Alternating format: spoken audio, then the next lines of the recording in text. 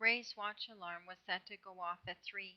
According to Derek, that was the quietest time of night, when we'd be least likely to be spotted. At 2:45 we shut the alarm off, and by 2:50 we were out of our room, backpacks in hand.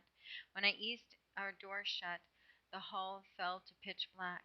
The ticking of the grandfather clock guided us to the stairs. I swore this time every step creaked, but as hard as I strained for sounds of Tory and Mrs. Talbot stirring, I heard only the clock. At the bottom of the stairs, the moon peeped around the drawn curtains, lifting the darkness just enough so I could make out chairs and tables before I crashed into them. I was turning into the hall when a dark shape stepped from the shadows. I bit back a yelp and scowled, ready to blast Derek, but it was Simon, and one look at his ashen face killed the words in my throat. What? I began. Is Derek with you? No. What? He's gone.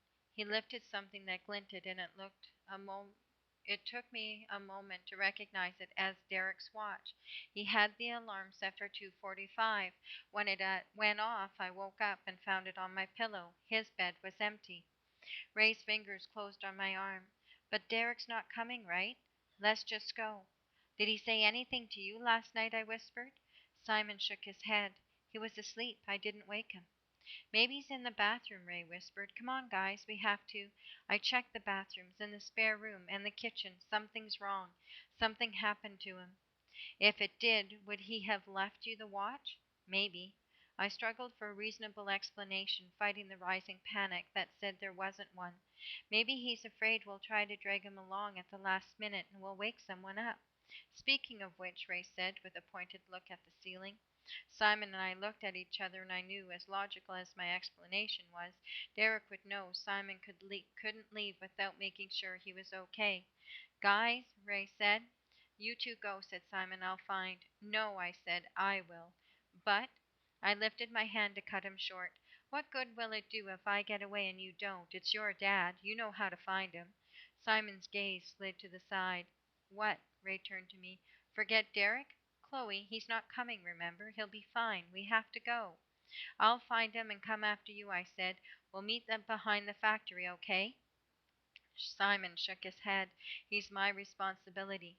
Right now, your dad is your responsibility. You can't help Derek or me if you can't find him.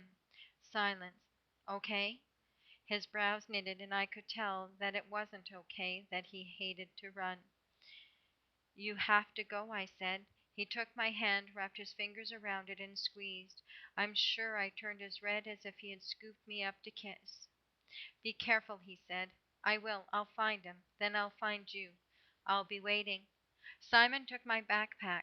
I'd be It'd be a dead giveaway if I was caught carrying it. If I stashed it someplace, I might not get a chance to retrieve it.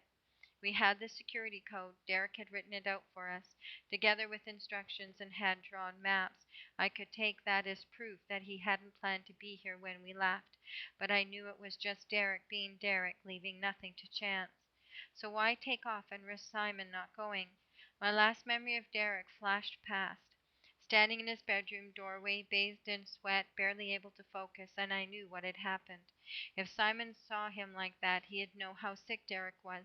If Simon knew, Simon would stay, no question. So Derek had done the only thing he could, holed up someplace, left the alarm on, and prayed Simon would go. A slim chance versus no chance. So where was he? I headed to the basement first. The door was closed, light off, but he couldn't leave any sign if he was hiding. The laundry room was empty. The door to the closet was locked.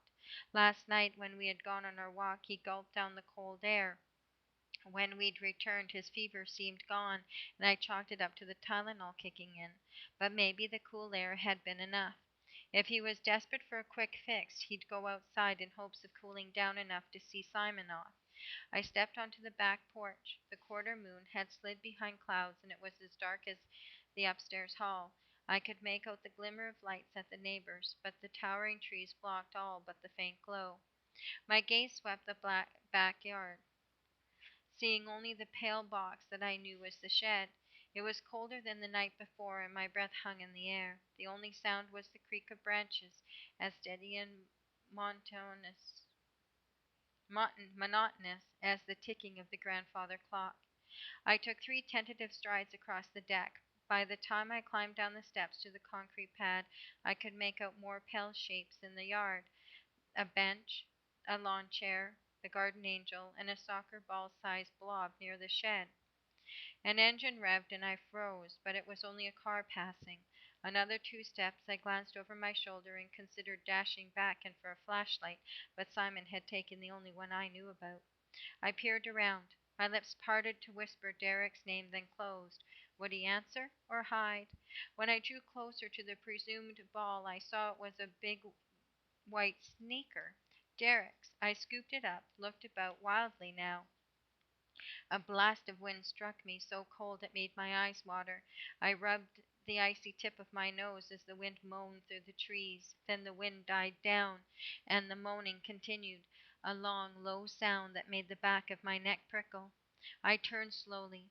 The sound stopped. Then came a stifled cough, and as I wheeled towards it, I saw a white sock peeking from behind the shed. I dashed over. Derek was there, deep in the shadows, on all fours, his head and upper body barely visible. The stink of sweat rolled off him, and the breeze brought a sharp, bitter smell that made the back of my throat constrict, reflecting gagging. His body tensed as he retched a dry, ragged heave. Derek, I whispered, it's Chloe. He went rigid. Go away. The words were a guttural growl, barely intelligible. I stepped closer, dropping my voice another notch. Simon's gone. I convinced him to go on ahead while I found you. His back arched, arms stretched out, pale fingers digging into the soil, a low moan cut short by a grunt. You found me, now go. Do you really think I'd leave you like this? I took another step forward. The stink of vomit made me clamp my hand to my nose. I switched to breathing through my mouth. If you're throwing up, that's more than a fever you need. Go! The word was a snarl, and I staggered back. His head dropped. Another moan, this one ending in a high pitched sound, almost like a whimper. He wore a t-shirt, bare muscles bunching as he gripped the ground again. His arms darkened, as if a shadow passed over them, then reappeared, pale against the surrounding shadow. Derek, I. His back arched, stretching so high I could see the rigid line of his spine, t-shirt pulled tight, muscles wreathing and rippling. Then he sagged, his panting breaths as ragged as the rustling leaves. Please go. The words were a deep mumble, like he wasn't opening his mouth. You need help. No. Simon, then. I'm getting Simon. I'll be right. No. He twisted, and I caught a glimpse of his face, contorted, misshapen, wrong. He whipped his head down before I could process what I had seen. He gagged, the sound horrible and raw, like he was coughing up his insides. His back shot up again, limbs stretching to the very limits, bones crackling. His arms went dark, then lightened, the muscles and tendons rippling. The moon chose that moment to peek from the cloud, and when his arms darkened, I could see it was hair sprouting just enough to break the surface, then sliding back under his skin. And his hands, his fingers were long, twisted like talons, digging into the earth as his back arched. In my mind, I heard Simon again. Guys like Derek have physical enhancements, you might say, extra strong, as you saw, better senses too, that kind of thing. That kind of thing? Then my own voice asked lightly, I'm not going to run into any werewolves or vampires, am I? And Simon's answer, coupled with a laugh, that'd be cool.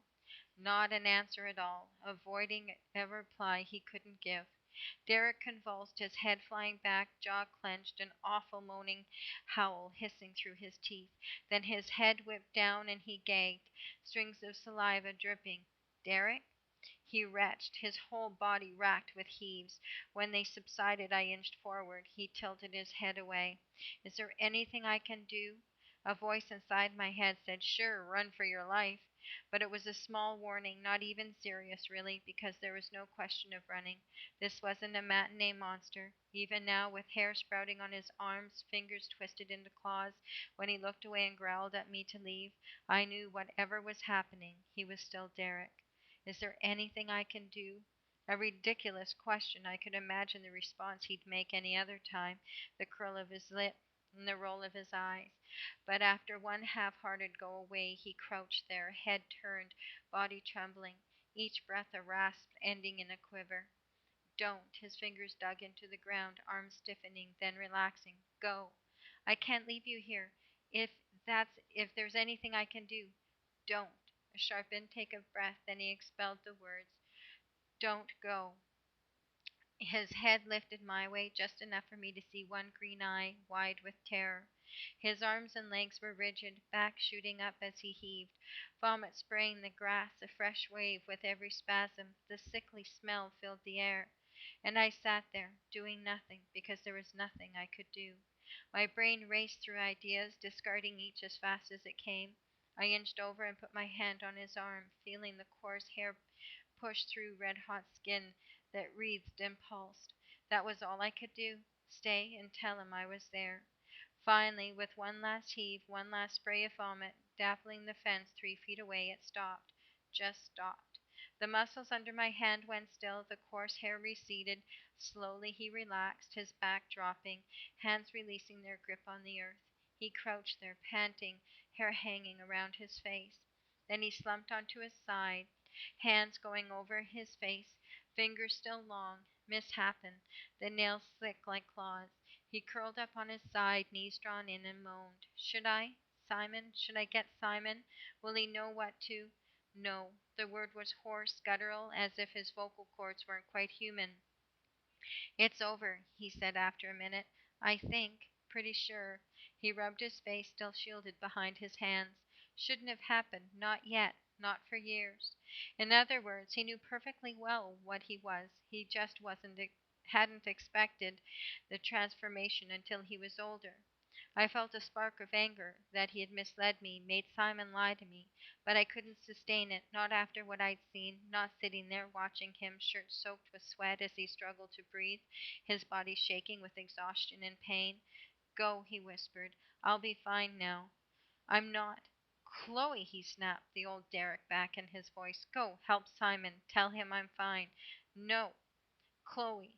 I drew my name out and he drew my name out in a low growl. 5 minutes. I want to make sure you're okay. He grunted but settled into silence, relaxed onto the grass.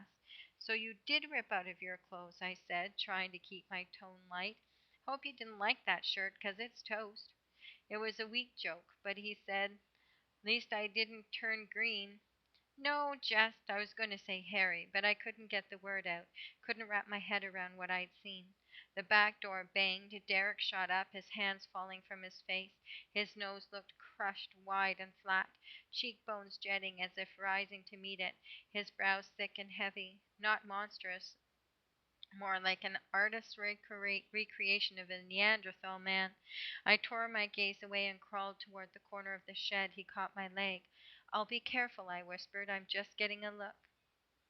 I slid on my belly, creeping to the corner and peeking around. A flashlight beam swept the yard.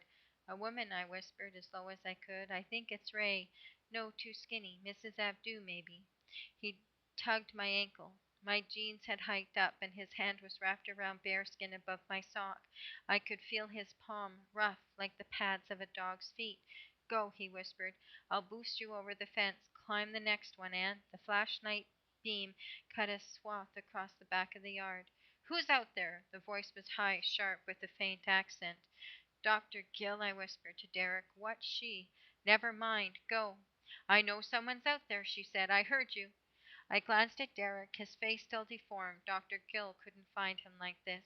I grabbed the shoe of his that I had dropped and kicked one off of my own, and that confused him enough for me to wrench from his grasp, then dart to the side fence, squeezing between it and the shed. At the last second, he scrambled up and lunged at me, but I was wedged in too far to reach, and he couldn't follow.